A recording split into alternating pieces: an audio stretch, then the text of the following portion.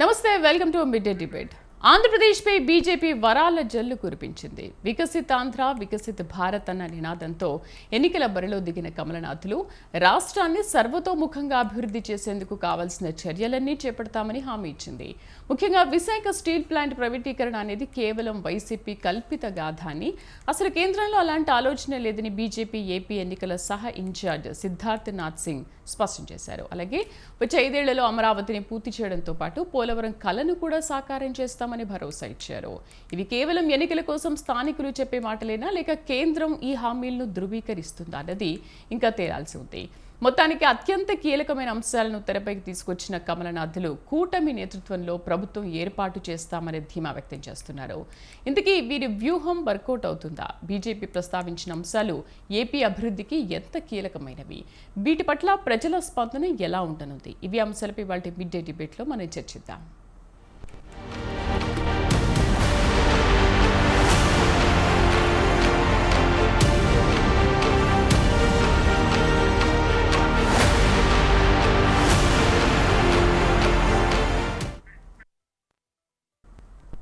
Right, డిబేట్లో మనతో పాటు పార్టిసిపేట్ చేస్తున్నారు పెద్దిరెడ్డి రవికిరణ్ గారు, బీజేపీ రాష్ట్ర అధికార ప్రతినిధి.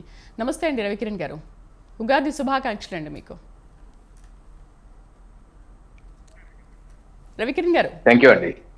రైట్ రైట్ రవికిరణ్ గారు, ఏమంటారు? బీజేపీ ఏపీ పైన వరాల జల్లు కురిపిస్తుంది ఖచ్చితంగా అనుకోవాలా, లేకపోతే ఇది కాదు వైసీపీ కేవలం కల్పిత గాథ మాత్రమే, అసలు కేంద్రంలో అలాంటి ఆలోచన ఏది లేదు అని అనుకోవాలా? శ్రీదేవి గారు, ముందుగా మీకు తోటి ప్యానలిస్ట్ కి, స్వతంత్ర టీవీ సిబ్బందికి, యాజమాన్యానికి, రాష్ట్ర ప్రజలందరికీ శ్రీ క్రోధినామ తెలుగు సంవత్సర శుభాకాంక్షలు. ఈ సంవత్సరం అందరికీ ఆనందంగా సంతోషంగా ఉండాలని చెప్పేసి కోరుకుంటున్నాను. చక్కగా పండగ పూట మిట్ట మధ్యాహ్నం మంచి అవకాశం ఇచ్చారు అటువంటి విషయం డిస్కస్ చేయడానికి శ్రీదేవి గారు. ఒకటి, కేంద్ర ప్రభుత్వం ప్రధానమంత్రి నరేంద్ర మోడీ గారి ఆధ్వర్యంలో ఉన్నటువంటి ప్రభుత్వం, కేంద్ర ప్రభుత్వం గత 10 సంవత్సరాలుగా ఈ రాష్ట్రాన్ని ఒక ప్రత్యేక దృష్టితో చూసి ఆంధ్రప్రదేశ్ రాష్ట్రాన్ని అభివృద్ధి చేయటంలో ముందే ఉందండి. మీరు ఒకసారి 2014 ముందు, నేను రాష్ట్ర ప్రజలు అడుగుతున్నారు పండగ పూట, 2014 ముందు ఏ కేంద్ర ప్రభుత్వం అన్నా తీసుకోండి, స్వతంత్రం వచ్చినప్పుడు అప్పటి వరకు ఏ 10 సంవత్సరాలను తీసుకోండి, ఆ 10 సంవత్సరాల్లో జరిగిన అభివృద్ధి, ఈ 10 సంవత్సరాలు జరిగిన అభివృద్ధి ఎక్కువ ఉండదని ఎవరన్నా ప్రూవ్ చేయగలరా? నాకు ఛాలెంజ్. ఎందుకంటే ఈ 10 సంవత్సరాల్లో ఆంధ్రప్రదేశ్ రాష్ట్రంలో చూడనటువంటి అభివృద్ధి మనం చూసాం. అది జాతీయ రహదారులు కావచ్చు, ఎయిర్పోర్ట్లు కావచ్చు, రైల్వేలు కావచ్చు, జాతీయ స్థాయి విద్యా సంస్థలు కావచ్చు, పోర్టులకి ఆర్థిక సహకారం కావచ్చు, లేకపోతే గ్రామాల్లో ఉపాధి కల్పించడం, గ్రామీణ ఉపాధి హామీ పథకం ద్వారా అక్కడ నిర్మించినటువంటి వివిధ స్కూల్స్ కావచ్చు, సచివాలయాలు కావచ్చు, ఏదైనా కావచ్చు. గత 10 రోడ్లు కావచ్చు, గత ప్రభుత్వ హయాంలో కూడా రోడ్లు చంద్రన్న బాట అని చెప్పి రోడ్లు వేశారు, అది కూడా గ్రామీణ ఉపాధి హామీ పథకం నిధులే. నేనైతే ఈ 10 సంవత్సరాల విండో తీసుకోండి. జాతీయ స్థాయి విద్యా సంస్థ ఇంత ఎయిమ్స్ లాంటిది మన ఆంధ్రప్రదేశ్ రాష్ట్రం ఎప్పుడు ఊహించామా? నేను కూర్చున్న కాకినాడలోనే నాకు 2 కిలోమీటర్ల దూరంలో Indian institute of foreign trade, ఒక జాతీయ స్థాయి విద్యా సంస్థ. దేశంలో 2 ఉన్నాయి. ఒకటి వెస్ట్ బెంగాల్లో ఒకటి ఉంది, ఇంకోటి ఇక్కడ ఆంధ్రప్రదేశ్ లో ఉంది. అలాగే దేశంలో మొట్టమొదటి మెట్టెక్ పార్క్, వైద్య పరికరాల తయారీ కేంద్రం విశాఖపట్నంలో ఉంది. ప్రపంచంలోనే ఆల్మోస్ట్ చెప్పాలంటే ప్రపంచంలో మొట్టమొదటి మెట్టెక్ పార్క్ కేంద్ర ప్రభుత్వ సహకారంలో ఏర్పాటు చేసుకున్నాం. బల్ట్రక్ పార్క్ మా జిల్లాకి పక్క జిల్లా అనకాపల్లి జిల్లాకి కేంద్ర ప్రభుత్వం ఇచ్చింది. 1000 కోట్లు దానికి సమకూరుస్తున్నారు. సో నేను చెప్పే స్థూలంగా ఏంటంటే, ఇప్పుడు కొత్తగా ఏదో చేయటం కాదు, గత 10 సంవత్సరాలుగా చేస్తున్నాం.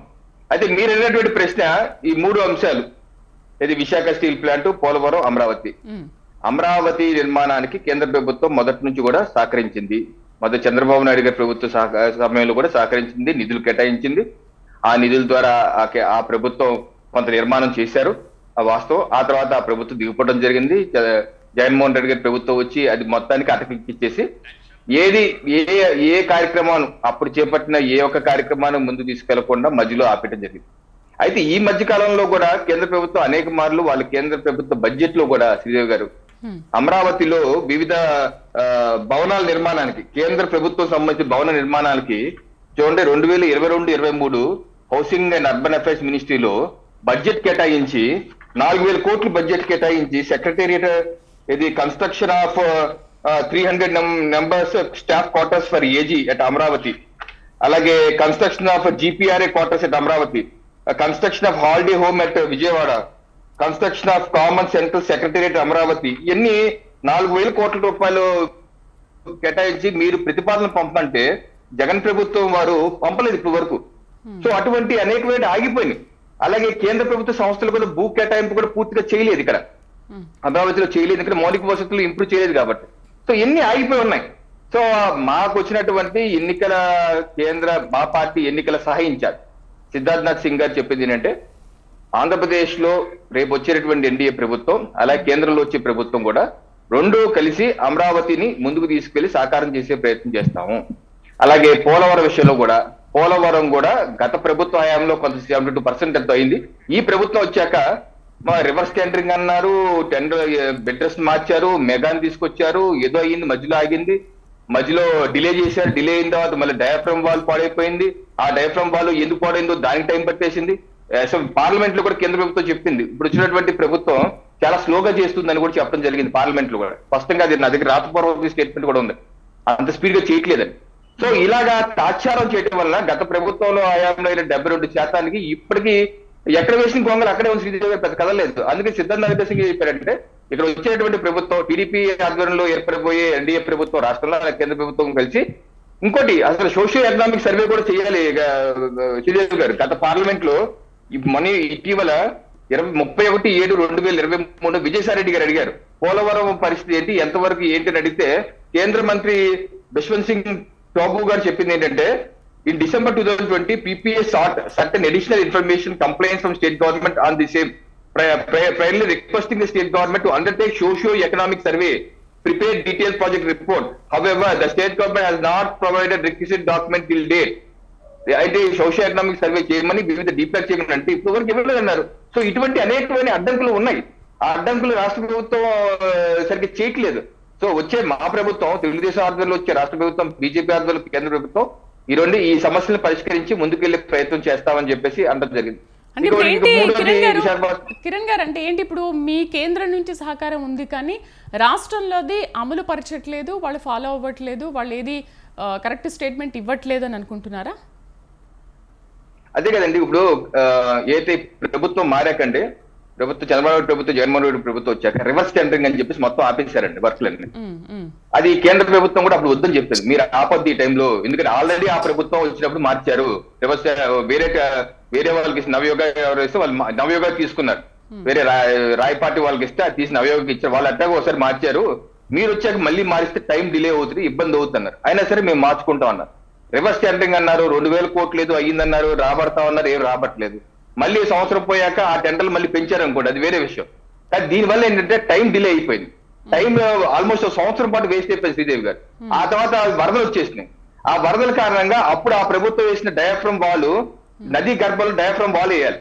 Diaphragm wall upper coffer dam, lower copper dam రెండు అయిపోవాలి.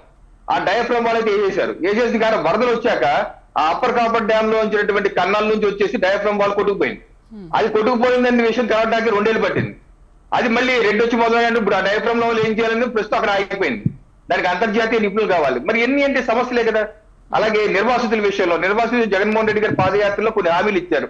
నేను ఇంత ఏదో ప్రతి కుటుంబానికి నా తరఫున నేను హామీ ఇచ్చాను కాబట్టి ఇస్తాను. అలాగే మా నాన్న ఇచ్చినటువంటి కాంపన్సేషన్ డబ్బులు కన్నా ఎక్కువ పెంచిస్తా అని చెప్పి అప్పుడు ఇచ్చినటువంటి 1,50,000 కాదు, నేను ఇంకో 3.5 లక్షలు ఇస్తాను అన్నారు. ఆ 3.5 లక్షలు ఇవ్వలేదు. ఇప్పుడు ఇచ్చినటువంటి 7 లక్షలు ఏదో ఇవ్వాలి, అది ఇవ్వలేదు. కేంద్ర ప్రభుత్వం కొంత ఇచ్చింది. సో ఆ వెరస ఏమైందంటే ఆగి పని ఒక అడుగు ముందు ఒక అడుగు వెనక్కి. ఇప్పుడు సోషియో ఎకనామిక్ సర్వే గురించి అడిగారు, 2020 నుంచి అడిగారు, ఇంతకు మీకు చూపించాను పార్లమెంట్ లో మంత్రి గారు. అది మరి ఇప్పటి వరకు 2023 వరకు జూలై వరకు ఇవ్వలేదు. మరి ఆ తర్వాత ఇచ్చారలేదు నాకైతే తెలియదు, ఇవ్వలేదు. సో ఎన్ని సమస్యలు ఉన్నాయి. ఈ సమస్యలు పరిష్కరించుకొని ముందుకు వెళ్తే ఆ పోలవరం తొందరగా సాకారం చేసే అవకాశం ఉంటుంది. కాబట్టి సిద్ధార్థనాథ్ సింగ్ గారు ఏమన్నారంటే, ఇక్కడ ఏర్పడబోయే ఎన్డీఏ ప్రభుత్వం, తెలుగుదేశం ఆధ్వర్య ప్రభుత్వం, అలాగే కేంద్రంలో బీజేపీ ఆధ్వర్య ప్రభుత్వం రెండు సయోధ్యగా పనిచేసి ఆ యొక్క పోలవరం ప్రాజెక్ట్ త్వరితగతిన పూర్తి చేసే ప్రయత్నం మేము చేస్తామని చెప్పేసి అన్నారు శ్రీదేవి గారు. ఓకే, అంటే ఇప్పుడు మీరు కేంద్రం నుంచి ఈ 3 విషయాల్లో ముఖ్యంగా వీటిల్లో మీ సహకారం ఉన్నప్పటికీ కూడా రాష్ట్రం నుంచి ఎటువంటి సహకారం లేదు, అంటే వాళ్ళు ఇంట్రెస్ట్ చూపించట్లేదు అంటారు, రైట్? దీని గురించి వైసీపీ అధికారి మాట్లాడదాం, బ్రేక్ తర్వాత మాట్లాడదాం కిరణ్ గారు. రైట్, మనతో పాటు వైసీపీ రాష్ట్ర అధికార ప్రతినిధి సుందరరామ శర్మ గారు, అలాగే టీడీపీ రాష్ట్ర నాయకులు ఉప్పలపాటి శ్రీనివాస్ చౌదరి గారు కూడా మనతో పాటు జాయిన్ అయ్యారు. వాళ్ళతో మాట్లాడదాం ఒక చిన్న బ్రేక్ తర్వాత. Stay with us.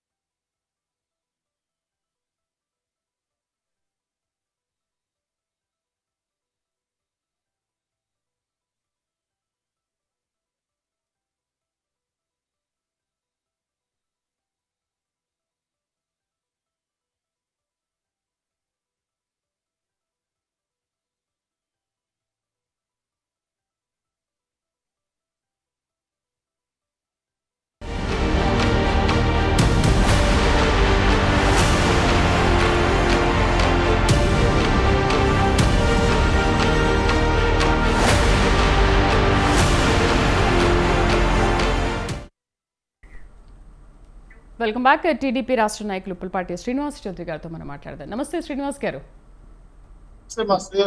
ఉగాది శుభాకాంక్షలు అండి మీకు. మొదట శ్రీదేవి గారు మీకు, అలాగే ప్రేక్షకులకి, ప్యానల్లో ఉన్న గారికి, అలాగే బీజేపీ నేతలకు తెలుగు పండుగ శుభాకాంక్షలు.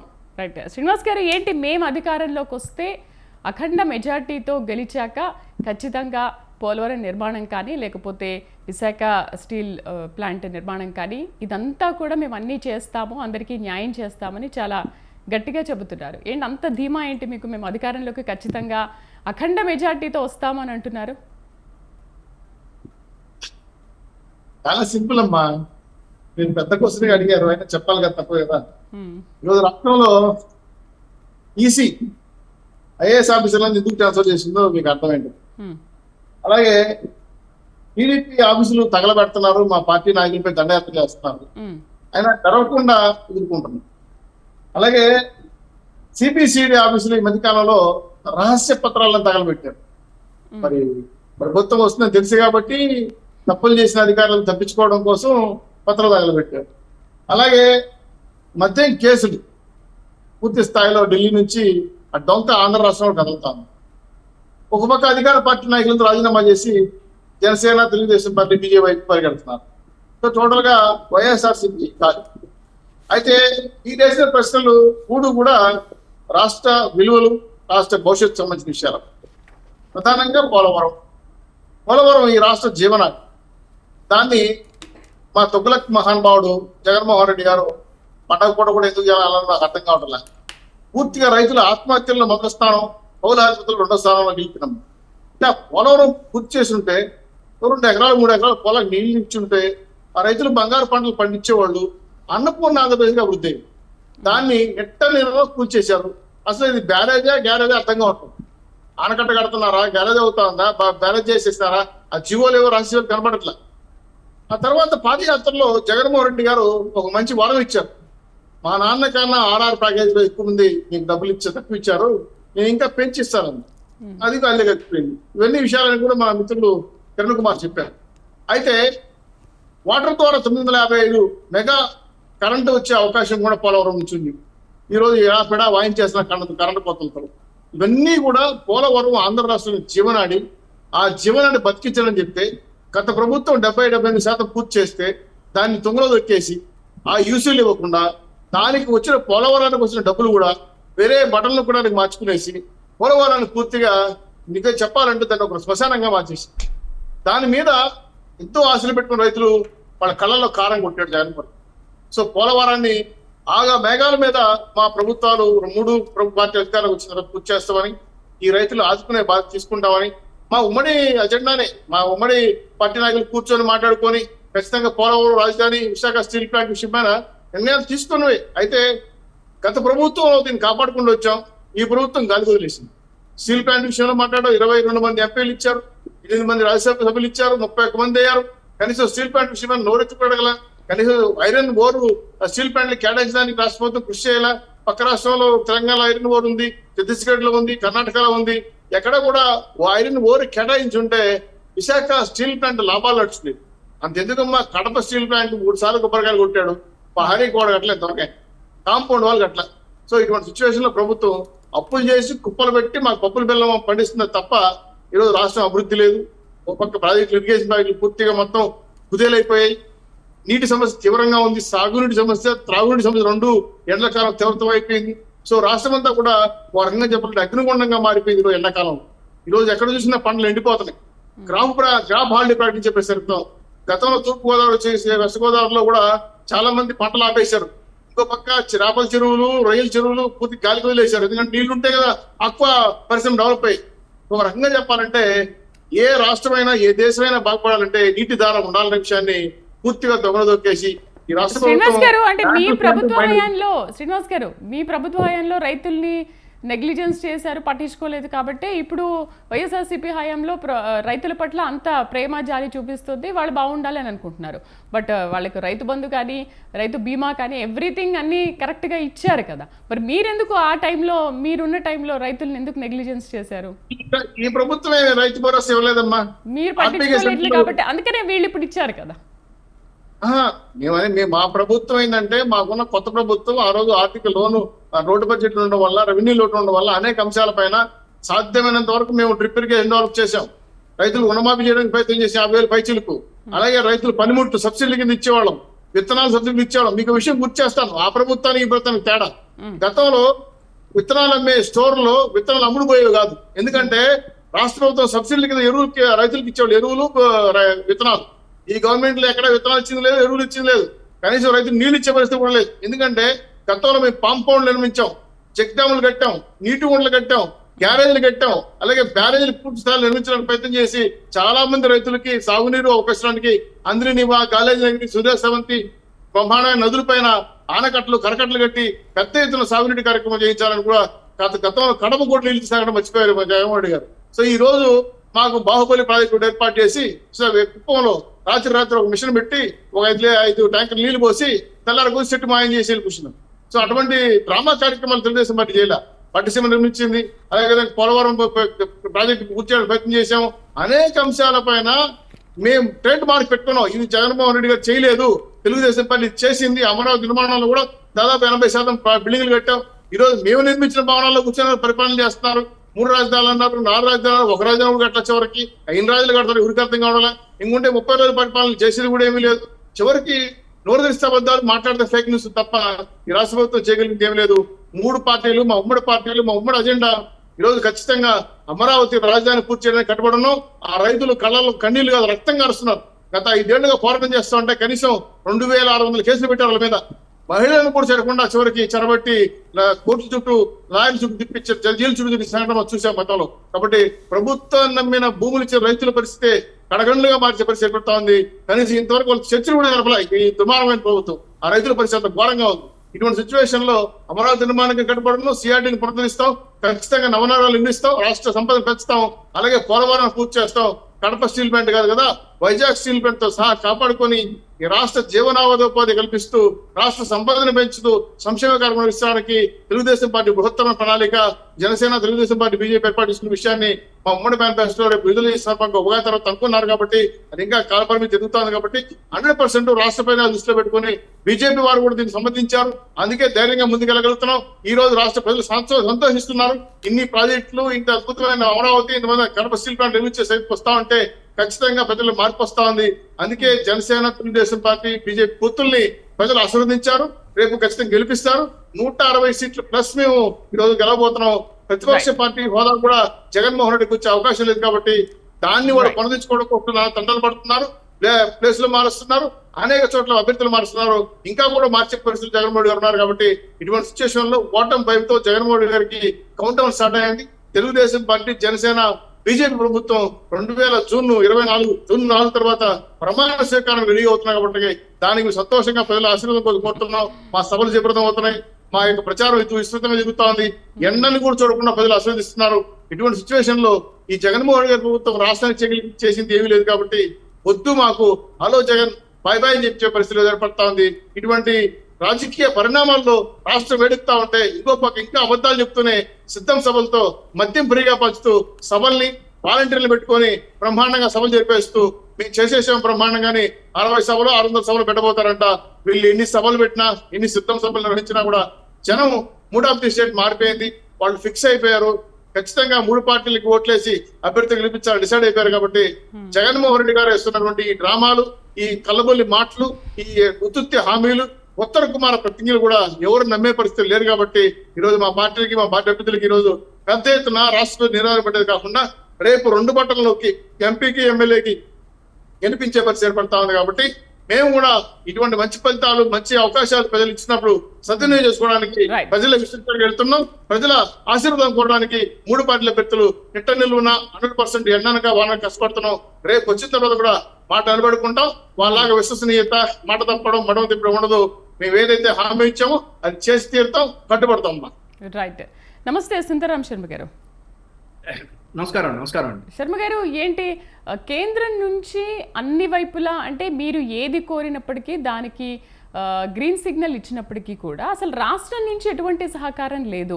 మేము సహకరిస్తున్నాము, మేము ఇస్తున్నాము, అయినప్పటికీ కూడా మీరు దానికి తగిన స్టేట్మెంట్ కానీ దానికి తగిన ఒక అనుకూలత వ్యక్తం చేసిన దాఖలాలు ఎక్కడ కనిపించట్లేదు అని కిరణ్ గారు అంటున్నారు. బట్ ఎందుకు మరి మీరెందుకు నెగ్లిజెన్స్ చేస్తున్నారు? ఇటు విశాఖలో కానీ, ఇటు విశాఖ స్టీల్ ప్లాంట్ కానీ, అటు అమరావతి కానీ, అటు పోలవరం కానీ, ముఖ్యంగా ఈ 3 విషయాలపైన మీ గురించి అంటే మీరేమంటారు దీని గురించి? మీకు ప్యానెల్లో ఉన్నటువంటి మిత్రులందరికీ నమస్కారం. ఒక విషయం ఏంటంటే, ఇవాళ ఆయన ఎవరో సిద్ధార్థనాథ్ సింగ్ గారు ఇన్ఛార్జి ఆఫ్ భారతీయ జనతా పార్టీ ఒక ప్రెస్ మీట్ పెట్టడం జరిగింది.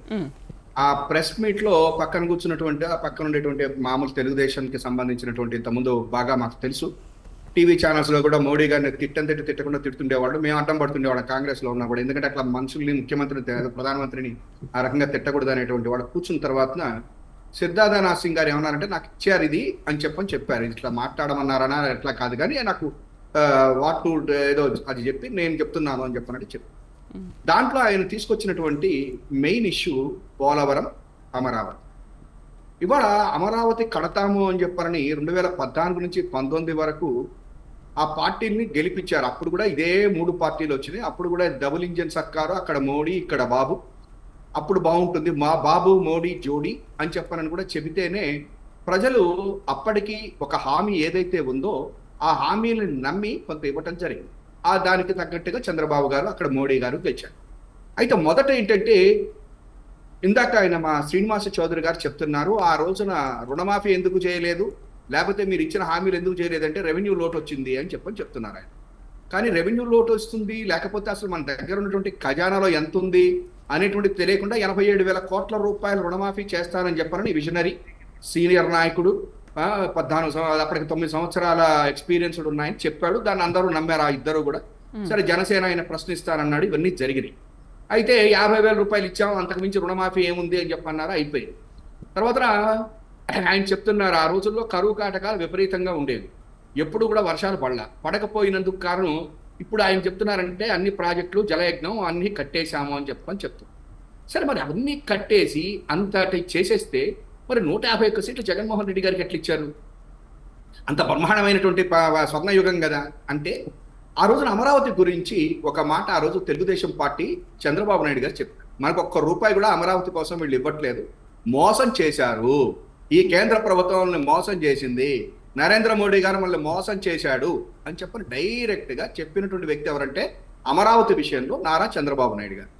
మరి నారా చంద్రబాబు నాయుడు గారు ఆ రోజు మోసం చేశారు అని చెప్పిన తర్వాత 10 సంవత్సరాల బట్టి మేము కేంద్ర ప్రభుత్వం బ్రహ్మాండంగా ఇస్తోంది, అవన్నీ కూడా సరిగ్గా బ్రహ్మాండంగా ఉన్నాయి అంటే, మరి 10 సంవత్సరాల నుంచి ఇచ్చినప్పుడు మరి మీరెందుకు ఇప్పుడు మళ్ళీ తెలుగుదేశం పార్టీ తోటి ఎలియన్స్ లోకి వెళ్ళేసేసి మళ్ళా డబుల్ ఇంజన్ సర్కార్ అని అంటున్నారు?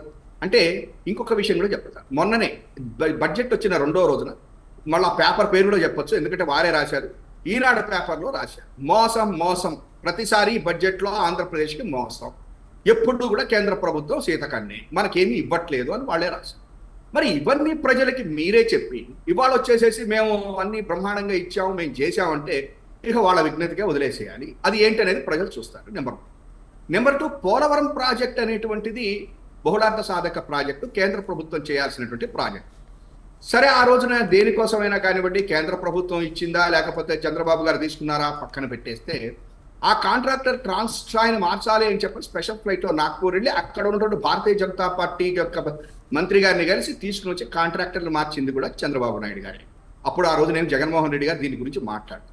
నెక్స్ట్, ఆ ఏటీఎం పోలవరంలో అవినీతి జరిగింది అని చెప్పని మాట్లాడినటువంటి వాళ్ళు కూడా ఆ రోజున ఏదైతే డబుల్ ఇంజన్ సర్కార్ అని చెప్పని బాబు మోడీ జోడీ అని చెప్పినటువంటి భారతదేశ ప్రధానమంత్రి గారు మాట్లాడింది, మేమేం మాట్లాడలా. మరి అటువంటి పరిస్థితుల్లో 72% పూర్తి అయిపోయింది అంటే ఎన్ని కోట్ల రూపాయలు ఇవాళ కేంద్ర ప్రభుత్వం ఆ రోజు చంద్రబాబు గారికి ఇచ్చిందో ఏంటో కూడా మనకు తెలియదు ఇప్పుడు. ఎందుకంటే 72% పూర్తి అయిపోయింది అంటే ఎన్ని వేల కోట్ల రూపాయలు పోలవరం ప్రాజెక్టుకి కేంద్ర ప్రభుత్వం ఇచ్చింది, అది వాళ్ళ ప్రజలు అడుగుతారు.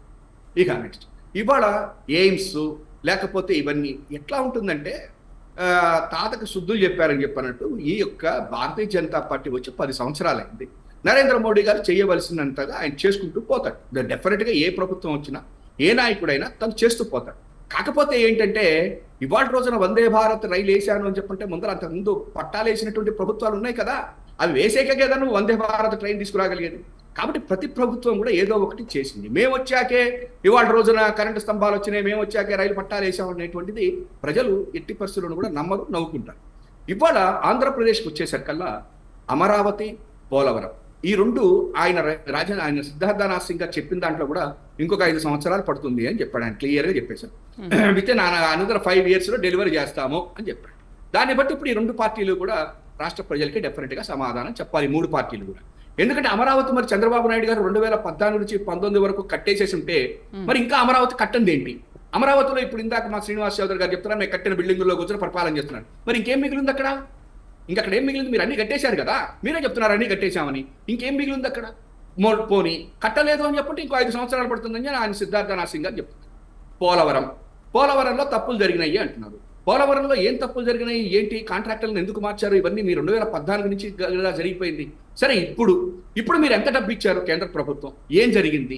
నెక్స్ట్ పోలవరం ఏటీఎం అన్నటువంటి ప్రధానమంత్రి గారు మరి దానికి కట్టుబడి ఉన్నారా? లేకపోతే లేదు రాజకీయాలు కాబట్టి నేను అట్లా సరదాగా మాట్లాడుతుంటానులే అని చెప్పని ఆయన అవునా అంటాడా?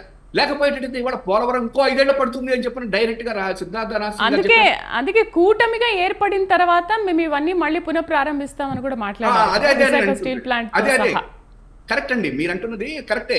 ఏమంటే మళ్ళా కూటమిలో డబుల్ ఇంజన్ సర్కార్ వస్తే ఇంకో 5 ఏళ్ళు పడుతుంది పోలవరం. మరి నేను చెప్తున్నదే, మరి ఇంకా పోలవరం ఇంకో 5 ఏళ్ళు పట్టేటట్టయితే మరి ఇంకా మీరు ఏం చేస్తున్నట్టు?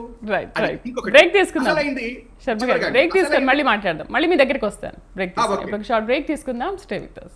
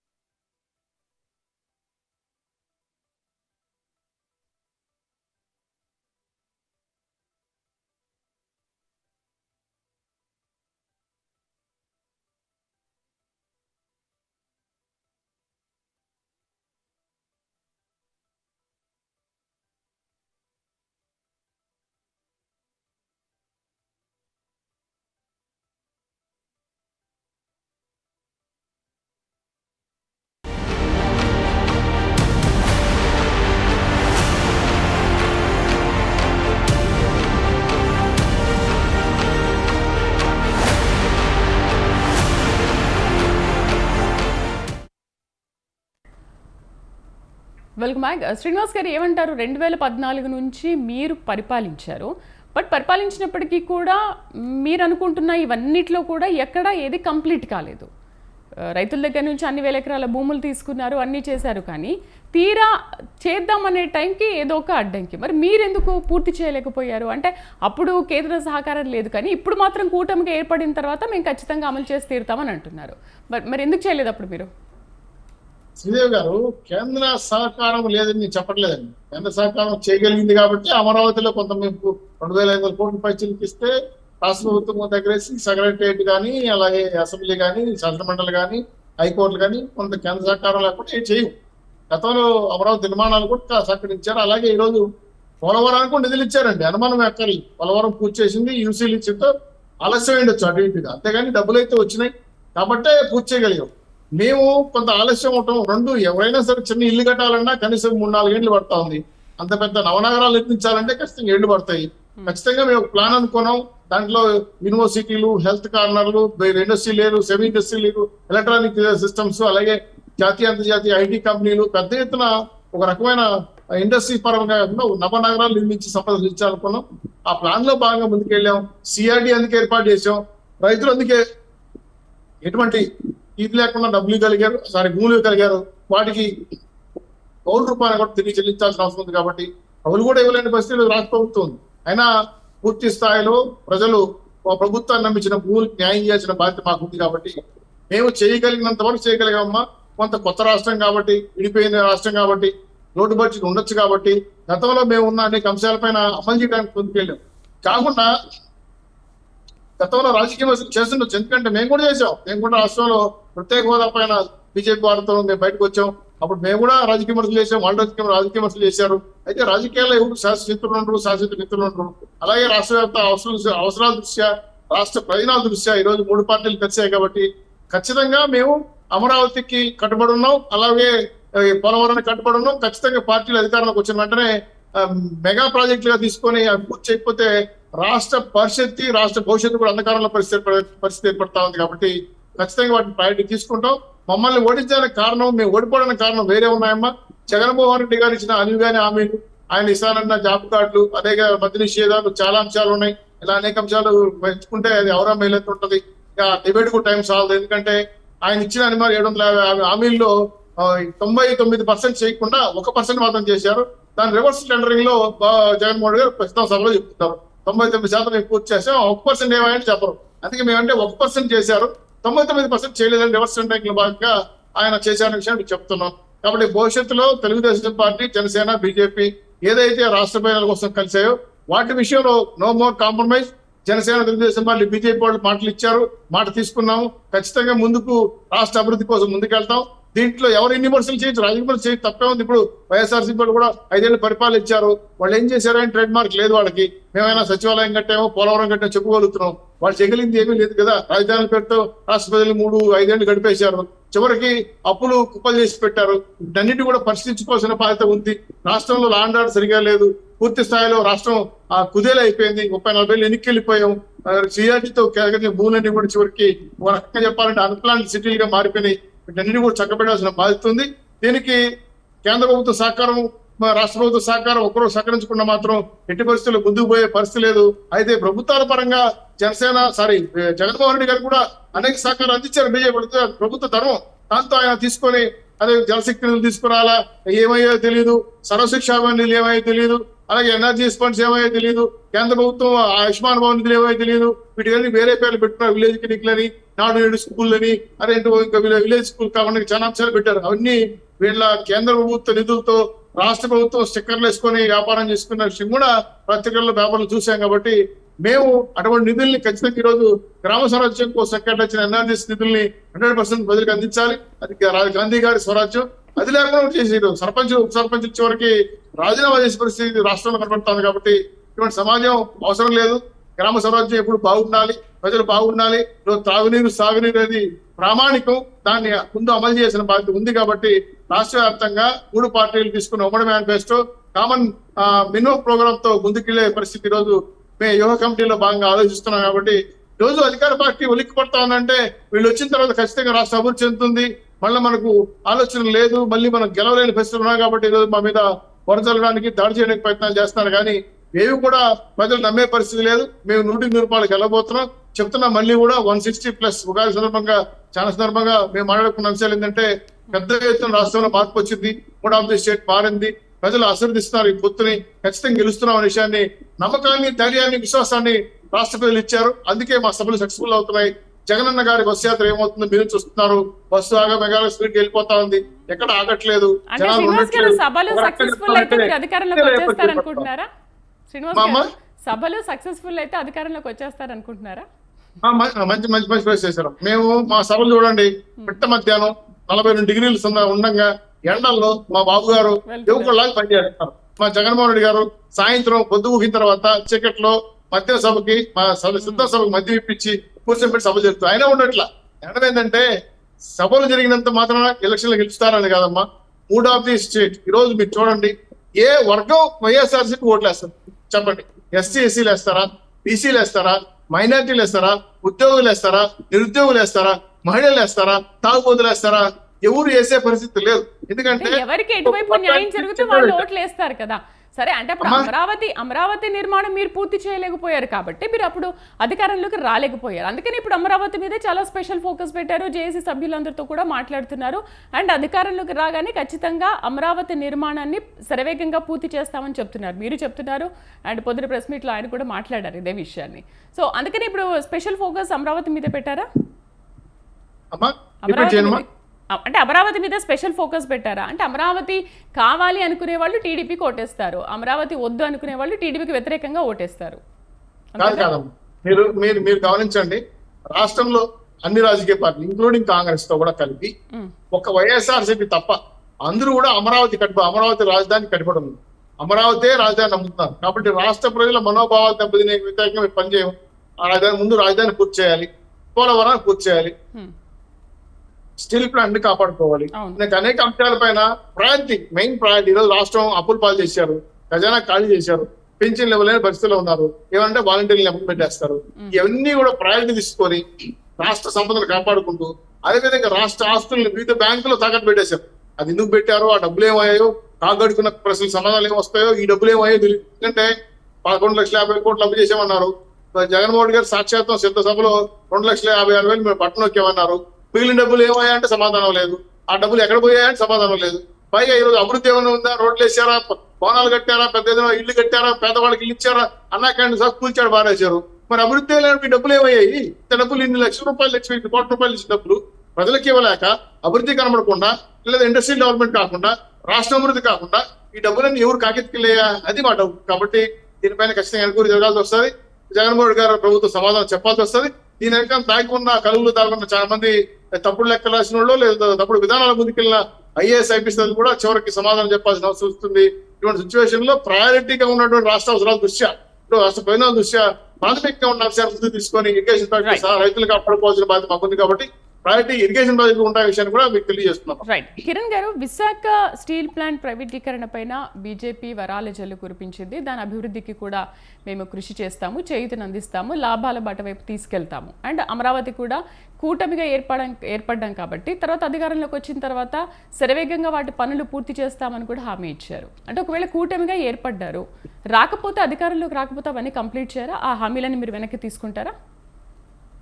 కిరణ్ గారు, అదే ఇప్పుడు 5 ఏళ్ల పాటు మేము లేవు కదండి అధికారంలో.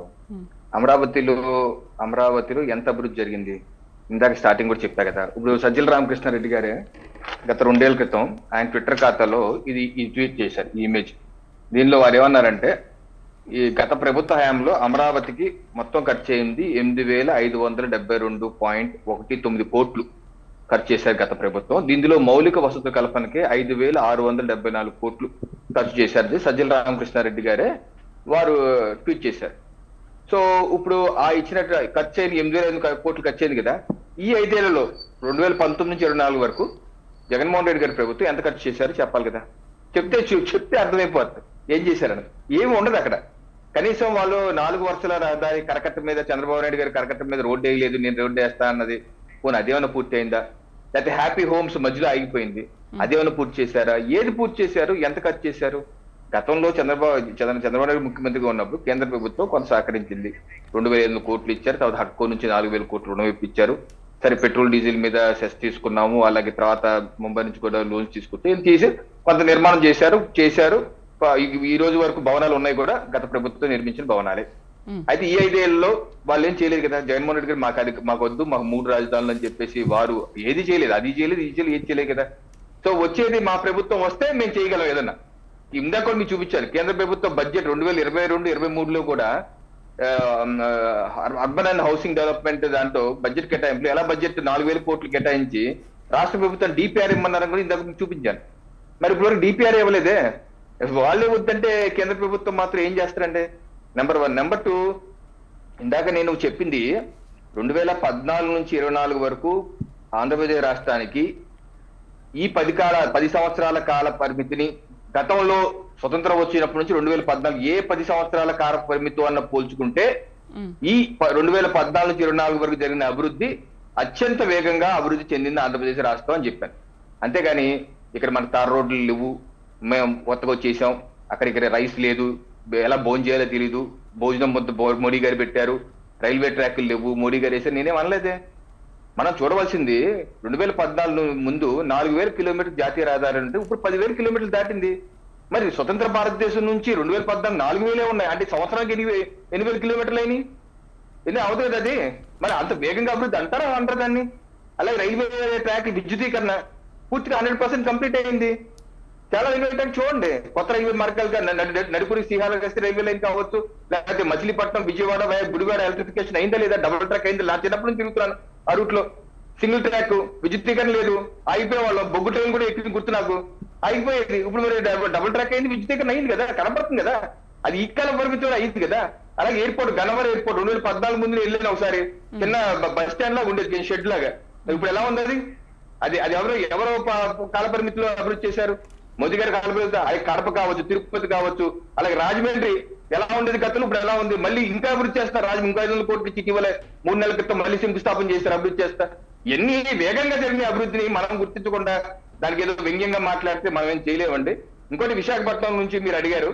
ఇప్పుడు Visakhapatnam railway steel plant, Visakha steel plant RINL గురించి ఇప్పుడైతే పరిస్థితి అది ప్రైవేటీకరణకి అయితే ఒక్క అడుగు కూడా ముందు వేయట్లేదు, ముందు జరగట్లేదు. ఇప్పుడు జరుగుతుంది ఏంటి?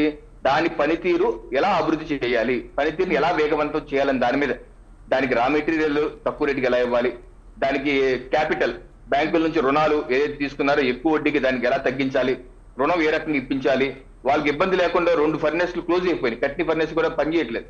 దాన్ని బిడ్డింగ్ పిలిచి జిందాల్తో టైఅప్ అయ్యి వాళ్ళ ద్వారా దాన్ని ఉత్పత్తి చేయించి దీన్ని అభివృద్ధి బాటలోకి, లాభాల బాటలో చేయించే ప్రయత్నం చేస్తున్నారు. అయితే అసలు దీని ప్రైవేటీకరణ ఎవరు చేస్తారు కిరణ్ గారు? అంటే ఇప్పుడు సామాన్య ప్రజలు, కిరణ్ గారు, అంటే విశాఖ స్టీల్ ప్లాంట్ ఉద్యమంలో సామాన్య ప్రజల గళం ఎక్కువగా వినిపిస్తుంది. కానీ మీరు పార్లమెంట్లో మీ బీజేపీ తరఫు నుంచి కానీ లేకపోతే టీడీపీ తరఫు నుంచి కానీ, జనసేన ఎన్డీఏలో ఆల్రెడీ ఎప్పటి నుంచో భాగస్వామి ఉన్నారు, అసలు మాకు చాలా క్లోజ్ అని పవన్ కళ్యాణ్ చెప్తూ ఉంటారు. బట్ ఎప్పుడూ కూడా దీని గురించి గట్టిగా ప్రస్తావించిన దాఖలా ఎక్కడ కనిపించలేదు కదా. మీరు గళం వినిపించారంటారు కానీ సామాన్య ప్రజల గళం వినిపించింది. మీరెప్పుడు పార్లమెంట్లో దీన్ని ఎప్పుడైనా గట్టిగా లేవనెత్తారా? మీరు గట్టిగా చెప్పారా అసలు బీజేపీ నుంచి? మేము తప్పనిసరిగా డే 1 మొదటి రోజే మేము పివిఎన్ మాధవ్ గారు, వేరే అలాగే సోమవీర్రాజు గారు, లేదా పురంధేశ్వరి గారు కూడా ఆ రోజు డే 1 వెళ్ళి మంత్రి గారి దగ్గర కూర్చొని లేదు జిల్లా చేయటానికి వీలేదు మాట్లాడిన మొట్టమొదటి పార్టీ భారతీయ జనతా పార్టీ. కాబట్టి మీకు రికార్డు ఉండేది చూసుకోండి. అదే ఒక ముఖ్యమైన పాయింట్ మీ ద్వారా చెప్పదలుచుకుంది ఏంటంటే, ప్రైవేటీకరణ జరగాలంటే డిఫరెంట్ ప్రక్రియ ఉంది. మొదటిగా ఏం చేయాలంటే core and non core land and assets దాన్ని విభజన చేయాలి. ఆ విభజన చేయాలంటే అన్ని స్టేక్ హోల్డర్స్ తో మాట్లాడి అవన్నీ చేశాక ఎక్స్ప్రెషన్ ఆఫ్ ఇంట్రెస్ట్ EOIని ఫ్లోట్ చేయాలి. అది ఫస్ట్ స్టెప్. దాని తర్వాత సెకండ్ స్టెప్ దాని క్వాలిఫైయింగ్ ఇనిషియేటివ్ బిడ్డర్స్ ఎవరు అని ఐడెంటిఫై చేయాలి. ఆ తర్వాత share and purchase agreement third step. Fourth step RFP issue చేయాలి. ఫిఫ్త్ స్టెప్ దానికి బిడ్డర్స్ ఎవరో ఐడెంటిఫై చేసి ఫైనల్ ప్రైస్ ఫైనలైజ్ చేసి LOI 6th స్టెప్. అసలు ఇప్పుడు వరకు first step core and non core assets డివిజనే ఇప్పుడు వరకు జరగలేదు. ఫస్ట్ స్టెప్ ఇనిషియేట్ అవ్వలేదు, అసలు ముందుకే వెళ్ళలేదు, అక్కడ ఆగిపోయింది. అది సిద్ధార్థ్ నాథ్ సింగ్ గారు చెప్పారు మాట. ఏ రకమైన విశాఖ స్టీల్ ప్లాంట్ గురించి ఎటువంటి ముందుకు వెళ్ళటం లేదు, అక్కడ ఆగిపోయి ఉంది. దాని యొక్క అభివృద్ధి కోసం, దాని యొక్క మెరుగైన పనితీరు కోసం మేము పనిచేస్తున్నాము, దీని గురించి వరీ అవ్వద్దని చెప్పడం జరిగిందండి. ఇది ప్రజలకు మీ ద్వారా చెప్పదలుచుకున్నాను శ్రీదేవి గారు. రైట్. సుందరరామస్వామి గారు, అసలు ఏంటి విశాఖ స్టీల్ ప్లాంట్ ప్రైవేటీకరణ పైన మీ ఒపీనియన్ ఏంటి? మీరేమంటారు దీని గురించి? అసలు యాక్చువల్గా విశాఖ స్టీల్ ప్లాంట్ అనేటువంటిది 2002 నుంచి నష్టాల్లోకి వెళ్ళిపోయిందండి. అంటే చంద్రబాబు నాయుడు గారు అధికారంలో ఉన్నప్పుడే స్టీల్ ప్లాంట్ ఆల్మోస్ట్ BIFRలోకి వెళ్ళిపోయినటువంటిది మళ్ళా 2006 నుంచి మళ్ళా లాభాల బాట పట్టింది. మళ్ళా తర్వాత చంద్రబాబు నాయుడు గారు వచ్చిన తర్వాత 2014 15 నుంచి మళ్ళా నష్టాలలోకి వెళ్ళిన మాట వాస్తవం. అయితే ఇవాళ విశాఖ స్టీల్ ప్లాంట్ ప్రైవేటీకరణ చెయ్యాలా వద్దా అనేటువంటిది కేంద్ర ప్రభుత్వం చేతుల్లో ఉన్నటువంటి అంశం. అయితే మనం మొదటి నుంచి కూడా జగన్మోహన్ రెడ్డి గారు చెప్తుంది ఏంటంటే, మనం కేంద్ర ప్రభుత్వాన్ని అడుగుతున్నాము అని చెప్పారు. నిన్న సబ్జెక్టివ్ కరెక్షన్ హైకోర్టులో కూడా చంద్రబాబు నాయుడు గారు వీళ్ళందరూ మాట్లాడుతున్న దానికి డిఫరెంట్ గా న్యాయస్థానంలో ఒక మాట ఏమన్నారంటే, ఆల్రెడీ చీఫ్ మినిస్టర్ గారు లెటర్ రాశారు కదా, ఆ లెటర్ కి మీరు ఏమి ఇచ్చారు అనేటువంటిది కూడా జరిగింది. అంటే జగన్మోహన్ రెడ్డి గారు కేంద్ర ప్రభుత్వానికి రాసినటువంటి లెటర్. రెండోది, ఇప్పుడు కేంద్ర ప్రభుత్వం కూడా అసలు ఏం చేయబోతోంది అనేటువంటిది కూడా చెప్పాల్సి ఉంటుంది. కాకపోతే ఇవాటి రోజున ఆయన సిద్ధార్థనాథ్ సింగ్ గారు అన్నది ఏంటంటే, దీనికి ఇంకా చాలా ప్రక్రియ ఉన్నది, డిజిన్వెస్ట్మెంట్ చేయాలంటే ఒక ప్రక్రియ ఉన్నది. ఇది నీతి ఆయోగ్ ఏమన్నా డిస్ఇన్వెస్ట్మెంట్ చేయలేదు. ఇప్పుడు ఎల్ఐసి చేసేశారు, ఎయిర్ ఇండియా చేసేశారు, ఇవన్నీ ఎట్లా జరిగినాయి? అంత ఫాస్ట్ గా జరిగినాయి. అయితే ఇప్పుడు ఎలక్షన్స్ వస్తున్నాయి కాబట్టి విశాఖ స్టీల్ ప్లాంట్ ని ఆయన డైరెక్ట్ గా ఒక మాట చెప్పట్లా. విశాఖ స్టీల్ ప్లాంట్ ని ఎట్టి పరిస్థితుల్లోనూ కూడా ప్రైవేటీకరణ జరగదు అని అంటలా. దానికి చాలా ప్రక్రియ ఉంటుంది, తర్వాత క్యాబినెట్ డెసిషన్ తీసుకోవాలి అని చెప్పని ఆపేశాడు. కాబట్టి ఇవాళ ఒక విషయం మనం చెప్పదలుచుకుంది ఏంటంటే, దీని విషయంలో రాజకీయాలకు అతీతంగా అందరూ కూడా అడగాలి. ఎవరు ఇక్కడ ఉన్నటువంటి ప్రాంతీయ పార్టీలైనా జాతీయ పార్టీలైనా అందరూ అడగాలి. అంతేగాని ఇప్పటిదాకా ఏమని అడిగారు వీళ్ళు? ఆయన అంటున్నాడు జగన్మోహన్ రెడ్డి గారు అని చెప్పి నా సిద్ధార్థనాథ్ సింగ్ గారు పక్కన రాసి ఇచ్చినట్టున్నాడు. అసలు మీ చేతుల్లో ఉన్నటువంటి దాని గురించి చెప్పుకోకుండా జగన్మోహన్ రెడ్డి గారు ఎలక్షన్ కోసం ప్రైవేటీకరణ చేస్తున్నారని అన్నాడు అంటున్నాడు. అసలు నిజంగా చాలా ఆశ్చర్యం వేసిందా మీరు పంపించే మాకు వచ్చినట్టు స్పీచ్లో? నాకు నవ్వొచ్చింది ఏంటంటే, అసలు జగన్మోహన్ రెడ్డి గారు ప్రైవేటీకరణ కేంద్ర ప్రభుత్వం చేస్తానంటుందని చెప్పి ఒక మాట అన్నారు. ఆయన అన్నది ఏంటంటే, ప్రైవేటీకరణ చేయకుండా మనందరం ఇట్లా చేద్దాము అన్నారు, లెటర్ రాశారు, ప్రధానమంత్రితో మాట్లాడుతున్నారు. ఈయన ఇప్పుడు ఇక్కడ అన్నది ఏంటంటే, దీనికి చాలా ప్రక్రియ ఉన్నది, దీన్ని జగన్మోహన్ రెడ్డి గారు దీనికి చేస్తున్నారు. చెప్పింది ఎవరు? చంద్రబాబు నాయుడు గారు. ప్రైవేటీకరణ చేస్తుంటే జగన్మోహన్ రెడ్డి అడ్డుకోవట్లేదు, మోడీ జగన్ ఒకటే, ఇవే కదా ఆయన మొన్నటి దాకా మాట్లాడింది. కాబట్టి విశాఖ స్టీల్ ప్లాంట్ ప్రైవేటీకరణ అనేటువంటిది కేంద్ర ప్రభుత్వం చేతుల్లో ఉండదా అనేటువంటిది వాళ్ళ చేతుల్లో ఉన్నటువంటి మాట వాస్తవం. కానీ జగన్మోహన్ రెడ్డి గారి ప్రభుత్వం ఎట్టి పరిస్థితుల్లో వెళ్లకుండా దానికి రకరకాలైనటువంటి ఆల్టర్నేట్ చూస్తుంది. వాళ్ళ న్యాయస్థానంలో కూడా, నాకు సబ్జెక్టు కరెక్షన్ న్యాయస్థానంలో కూడా ఇప్పుడు ఇదే అడిగారు, కేంద్ర ప్రభుత్వం కౌంటర్ ఫైల్ చేస్తుంది. నెక్స్ట్ ఇంకొకటి, ఆయన మా శ్రీనివాస చౌదరి గారు చెప్తా ఉన్నారు, తర్వాత అమరావతిలో 8,000 కోట్ల రూపాయలు ఖర్చు పెట్టేశారు, 5,000 కోట్ల రూపాయలు మేము ఇచ్చాము, కాబట్టి ఇప్పుడు వీళ్ళు ఎంత ఖర్చు పెట్టారో అని అడుగుతారు. నేను ఇది ఒకటి మరి వినపెడితే మీరు ఒక్కసారి వినండి. చంద్రబాబు నాయుడు గారు ఎంత ఖర్చు అవుతుందో చెప్పారు. కనీసం 4 లక్షల నుంచి 5 లక్షల కోట్లు అవుతుంది ఆ రోజు చెప్పాను. 4 నుంచి 5 లక్షల కోట్లు ఖర్చు అవుతుంది అని చెప్పి చంద్రబాబు నాయుడు గారు అమరావతి రాజధానికి చెప్పాడు. మరి 5,000 కోట్ల రూపాయలు ఖర్చు పెట్టారట, ఇంకో 3,000 కోట్ల రూపాయలు ఆయన ఖర్చు పెట్టారట, 8,000 కోట్ల రూపాయలు ఖర్చు పెట్టారట. 4 నుంచి 5 లక్షల కోట్ల రూపాయలు అమరావతికి ఖర్చు పెట్టాలంటే మరి ఇప్పుడు వీళ్ళు ఖర్చు పెట్టింది ఎంత అనేటువంటిది నా మాటలు కాదని చంద్రబాబు నాయుడు గారు చెప్పిందే.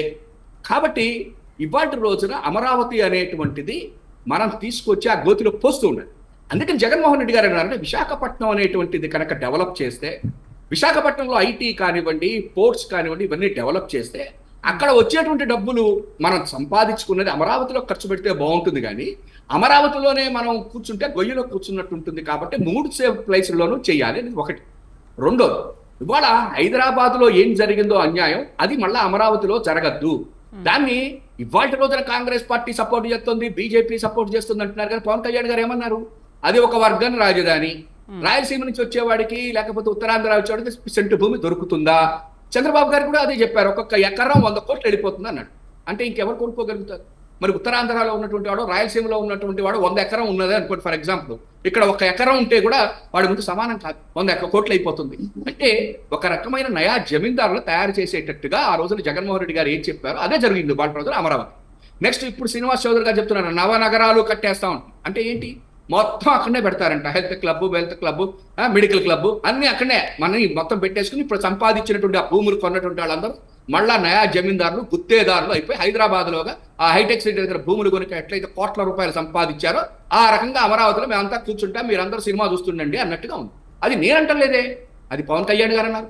కాంగ్రెస్ పార్టీ అంది, భారతీయ జనతా పార్టీలో అక్కడంతా భూకంపకోణం జరుగుతుందన్నారు. మరి ఇవన్నీ ఏమైనా ఇవాళ రోజున ఏం తేడా వచ్చింది ఇవాళ రోజున? అది మేము క్వశ్చన్ చేస్తాం. ఇంకొకటి, ఇవాళ రోజున బాబు గారు, నేను ఒక్కటే చెప్తాను, నిజంగా ఆయన 2014 నుంచి 19 వరకు అన్నీ చేసేస్తే ఇక అసలు ఇవాళ రాష్ట్ర ప్రభుత్వంకి ఏం ఉండేది కాదు కదా. అన్నీ చేయలేదనే కదా ఈ రోజున ప్రజలు ఆయన్ని ఓడిచ్చారు. అంటే ఓడిపోయిన దానికి వేరే ఉన్నాయి మార్గాలు అంటున్నారు. అది తప్పు.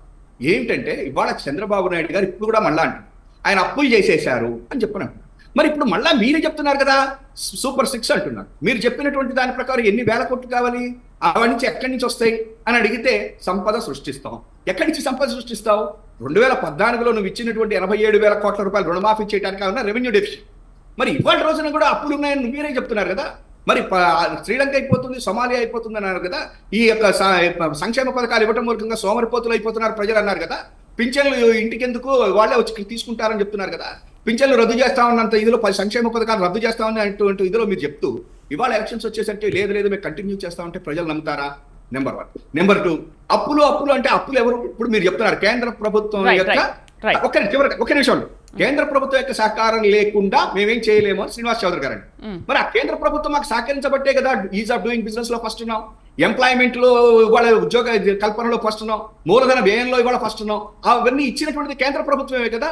మరి ఆ కేంద్ర ప్రభుత్వం మా అందరికి, మాకు రాష్ట్ర ప్రభుత్వం జగన్మోహన్ రెడ్డి గారికి యూఆర్ ఇన్ నెంబర్ 1 బ్రహ్మాండంగా చేస్తున్నాం అని చెప్తుంటే, ఇప్పుడు ఇంకా మళ్ళీ కేంద్ర ప్రభుత్వం వచ్చేసేసి మీతోటి సపోర్ట్ చేసే కంటే కూడా ఇవాళ మాకు సపోర్ట్ చేస్తా ఉంది. అటువంటి పరిస్థితుల్లో ఇవాళ రోజున ఈ 2 కలిసినా 3 కలిసినా డబుల్ ఇంజన్లు వచ్చినా ట్రిపుల్ ఇంజన్లు వచ్చినా ఉపయోగం ఆంధ్రప్రదేశ్కి లేదు. జగన్మోహన్ రెడ్డి ప్రభుత్వానికే బెస్ట్ గా ప్రజలు చూస్తున్నారు. సంక్షేమం అభివృద్ధి 2 జరుగుతున్నాయి. రైట్ శ్రీనివాస్ గారు, అంటే ఎన్నో త్యాగాల ఫలితం విశాఖ స్టీల్ ప్లాంట్. సో అసలు విశాఖ ఉక్కు నిజంగా నష్టాల్లో ఉంటే అసలు దానికి మొదటి నుంచి కూడా కారకులు ఎవరంటారు? మీ ప్రభుత్వ హయాంలో అసలు ఏం జరిగింది, వైఎస్ఆర్సీపీ హయాంలో ఏం జరిగింది, నెక్స్ట్ అసలు ఏం జరగబోతోంది అంటారు? మా విశాఖ ఉక్కు ఆంధ్రలో అది 1967లోనే ఆ ఉద్యమం స్టార్ట్ అయింది. ఆ రోజు రాష్ట్రాలు విడిపోయేటప్పుడు ఆంధ్ర రాష్ట్రానికి ఏదో చేయాలంటే అప్పుడున్న ముఖ్యమంత్రులు పెద్ద ఎత్తున ధర్నాలు, గొడవలు, పెద్ద ఎత్తున ఇండస్ట్రీ డెవలప్మెంట్ కోసం పార్లమెంట్ లోనే నాకు తెలిసి ఆంధ్ర రాష్ట్రం, ఉమ్మడి ఆంధ్ర రాష్ట్రంలో 66 మంది ఎంపీలు రాజీనామా చేసి సాధించుకున్న విశాఖ స్టీల్ ప్లాంట్, 33 మంది ప్రాణాలు కోల్పోయిన విశాఖ స్టీల్ ప్లాంట్ ఆ ఉద్యమం. సరే, అక్కడున్న మహారాజుల 66,000 కోట్ల రూపాయలు 6,000 ఎకరాలు విరాళంగా ఇచ్చారు. వాళ్ళ ద్వారా ఇంకా ప్రభుత్వం కొంత భూమి కేటాయించి, రైతులు కేటాయించి పెద్ద ఎత్తున విశాఖ స్టీల్ డెవలప్ చేశారు. ఈ రోజు నాకు తెలిసి ప్రత్యక్షంగా ఒక 1.5 లక్షల మంది ఉద్యోగస్తులు ఉంటే పరోక్షంగా 16 లక్షల మంది బతుకుతున్నారు. సరాసరి నాకు తెలుసు హైదరాబాద్ తర్వాత అత్యంత ట్యాక్స్ పేయర్స్ ఉన్న రాష్ట్రమైన జిల్లా ఏదైనా విశాఖపట్నం. అంత పెద్ద ఎత్తున అభివృద్ధి జరిగింది. దానికి ఐరన్ ఓర్లు ఎందుకు కేటాయించకూడదు, దాన్ని ఎందుకు అడగకూడదు మా జగన్మోహన్ రెడ్డి గారు? విశాఖ స్టీల్ ప్లాంట్ లో ఐరన్ కోర్ లేకపోవడం వల్ల ప్రొడక్షన్ డెవలప్మెంట్ ఆగిపోతాం. 2 ఆసియాలోనే Visakha steel plant quality steel develop చేస్తుందని మేము చెప్పడం కాదు, ఏషియన్ ఇండస్ట్రీస్ చెప్తున్నాయి. సో ఇక్కడ నుంచి విదేశాలకి ఎక్స్పోర్ట్ చేస్తున్నారు మన విశాఖ స్టీల్ ప్లాంట్. అంత ఆదాయాల్లో ఉన్న విశాఖ స్టీల్ ప్లాంట్ ఐరన్ ఓర్లు కేటాయించడం వల్ల, అంటే ఈ ఇనుము ఖనిజం ఉన్నటువంటి గనులు కేటాయించకపోవడం వల్ల అది కొనుగోలు శక్తి పెరుగుతా ఉంది. తద్వారా రాష్ట్ర ప్రభుత్వం కానీ కేంద్ర ప్రభుత్వం కానీ అక్కడ స్టీల్ కొనుగోలు చేయట్లా. వాళ్ళు ఎక్కడో కొరియానో, జపానో, చైనానో, జర్మనీ నుంచి కొంటున్నారు. కానీ మన రాష్ట్రంలో ఉన్నటువంటి స్టీల్ ప్లాంట్ లో ఉన్నటువంటి స్టీల్ కూడా మనం కొనుక్కునే పరిస్థితి ఏర్పడతా ఉంది. కొనుక్కుంటే ఆదాయాలు దొరుకుతాయి కాబట్టి దానికన్నా ముందు ఐరన్ ఓర్ కేటాయించాలి, డెవలప్మెంట్ కావాలి. సో చిన్న లాజిక్ ని మిస్ అయ్యి ఈ రోజు పూర్తి స్థాయిలో విశాఖ స్టీల్ ప్లాంట్ నష్టాలకు వెళ్ళిపోయేదని చేస్తున్నారు. గతంలో వాజ్పేయి గారి గవర్నమెంట్ లో ఫండింగ్ 5,000 కోట్ల రూపాయలు డెవలప్మెంట్ కోసం కేటాయించారు. ఆ తర్వాత మళ్ళీ కేటాయించలేదు. ప్రభుత్వాలు మారిన తర్వాత మళ్ళీ కూడా ఈ రోజు లాభాలకు రావాలంటే ఐరన్ ఓర్ కేటాయిస్తే విశాఖ స్టీల్ ఎంప్లాయీస్ లో కానీ ఇండస్ట్రీస్ లో కానీ రష్యన్ కొలాబరేషన్ ఏర్పడిన స్టీల్ ఫ్యాక్టరీ బ్రహ్మాండంగా డెవలప్ చేస్తుంది. అంటే ఏంటి శ్రీనివాస్ గారు, ఇప్పుడు ఇది ముమ్మాటికి కేంద్రం తప్పే అంటారా? కేంద్రం పట్టించుకోకపోవడం మూలాన ఇలా జరిగిందా? కాదు, రాష్ట్ర ప్రభుత్వం యొక్క అవసరాలు కూడా ఉంటాయి. ఇది మన రాష్ట్రం, అది మన రాష్ట్రం సాధించుకున్న హక్కు. అది ఈ రాష్ట్ర ప్రభుత్వం అడగాలి కదా కేటాయించమని చెప్పి. ఒక నిమిషం, Visakha steel factory steel India ఆధారంగా నడుస్తుంది, ఇండియన్ స్టీల్ ఇండియా కంపెనీ ద్వారా నడుస్తుంది, అంటే కేంద్ర ప్రభుత్వం. సో వాళ్ళకి ఇప్పుడు పక్కన తెలంగాణలో ఐరన్ ఓర్స్ ఉన్నాయి, ఎందుకు కేటాయించలేకపోయారు అడగాలి కదా రాష్ట్ర ప్రభుత్వం. మాకు కేటాయించాలని చెప్పి మేము కూడా అడిగాం. మేము కూడా ఛత్తీస్గఢ్ కానీ కర్ణాటక ప్రాంతాలు ఇవ్వాలని అడిగాం. ప్రాసెస్ కూడా జరిగింది. కొంత ప్రయత్నం చేస్తే రాయబరేలి నుంచి ఆర్డర్లు కూడా వచ్చాయి. గతంలో జరిగినాయి. అభివృద్ధి కార్యక్రమాలను మొదలుపెట్టిన తర్వాత కొన్ని అనివార్య కారణాల వల్ల అక్కడ ప్రభుత్వాల తీరు వల్ల ఆగిపోయింది. సరే, మళ్ళీ ఇప్పుడు పంపించారంటే స్టీల్ ప్లాంట్ కి మళ్ళీ మేము డబ్బు అవసరం అనుకుంటే మేము రాష్ట్ర ప్రభుత్వం నుంచి కూడా కొంత డబ్బు కేటాయిస్తాం. ఐరన్ ఓర్లు కేటాయించి కేంద్ర ప్రభుత్వాన్ని ఒప్పించి ఏదైతే బలంగా ఉన్న ఐరన్ కేటాయించుకొని విశాఖ స్టీల్ డెవలప్ చేస్తాం, ఎంప్లాయ్మెంట్ డెవలప్ చేస్తాం. ఎట్టి పరిస్థితుల్లోనూ విశాఖ స్టీల్ ప్రైవేట్ పరం చేయకుండా కాపాడుకునే బాధ్యత అయితే తెలుగుదేశం పార్టీ కట్టుబడి ఉంది. నేను అడుగుతున్నాను, విజయ్ బాబు సహకరిస్తున్నారు, జనసేన వాళ్ళు సహకరిస్తున్నారు. విశాఖ స్టీల్ మాత్రం అది సెంటిమెంటల్ పాయింట్ ఆంధ్ర రాష్ట్ర ప్రజలు కాబట్టి దాన్ని కాపాడుకోవాల్సిన బాధ్యత ఆంధ్రులుగా మా హక్కు. దానికి అన్ని పార్టీలు అజెండాలు పక్కన పెట్టి నిలబడాల్సిన బాధ్యత ఉందని మీ ద్వారా రిక్వెస్ట్ చేస్తున్నాను. కిరణ్ గారు 1 minute లో మనం క్లోజ్ చేద్దాం. శర్మ గారు టైం లేదు. శర్మ గారు, కిరణ్ గారు చివరిగా దీని గురించి ఏం చెప్తారో విందాం. ఒక్క క్లారిఫికేషన్, ఐరన్ బోర్ నేనేం చెప్తున్నా ఒకసారి ఆగండి. చెప్పండి. ఐరన్ ఓర్ మీద ఎంఎండిఆర్ వీక్షకులు ఎవరన్నా సరే ఆన్లైన్ లో చూసుకోండి. ఎంఎండిఆర్ చట్టం, మైన్స్ అండ్ మినరల్స్ చట్టం ప్రకారం ఏ రాష్ట్రంలో ఉన్న ఓరు లేని ఆ రాష్ట్ర ప్రభుత్వానికి అది ఎవరు కేటాయించాలి, సరే ఆక్షన్ పర్మిషన్ సెంట్రల్ గవర్నమెంట్ తీసుకోవాలి. అది ఎవరు కేటాయించాలి అన్నది కూడా రాష్ట్ర ప్రభుత్వం బిడ్డింగ్ తీసుకుంటే, but they can make recommendation. ఫలానా స్టీల్ ప్లాంట్ కి ఇస్తాము అని చెప్పి రికమెండేషన్ చేయొచ్చు. ఈ చట్టం ఉంది కాబట్టే రాజశేఖర రెడ్డి గారు ముఖ్యమంత్రిగా ఉన్నప్పుడు బ్రహ్మణి స్టీల్స్ కి అక్కడ రాయలసీమలో ఉన్నటువంటి ఐరన్ ఓర్ గన్లు బ్రహ్మణి స్టీల్స్ కేటాయించారు. ఆ తర్వాత వచ్చిన కిరణ్ కుమార్ రెడ్డి గారు ఆ యొక్క ఐరన్ ఓర్ కేటాయింపు రద్దు చేసి బయ్యారం ఉక్కు గనుల్ని, తెలంగాణ ఉక్కు గనుల్ని ఆర్ఐఎన్ విశాఖ స్టీల్ ప్లాంట్ కేటాయించారు. ఆ రోజు Visakha steel plant management MD గారు కూడా వచ్చి కిరణ్ కుమార్ రెడ్డి ధన్యవాదాలు తెలియజేశారు.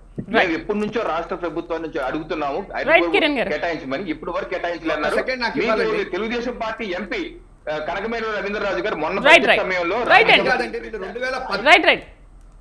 అండి. డిబేట్లో పార్టిసిపేట్ చేసినందుకు రవికిరణ్ గారికి, అలాగే సుందరరామ్ శర్మ గారికి, ఉప్పలపాటి శ్రీనివాస్ చౌదరి గారికి థ్యాంక్ యూ అండి. Thank you very much. ఇది వాళ్ళ మీడియా డిబేట్. మరొక అంశంతో మళ్ళీ కలుద్దాం. నమస్తే.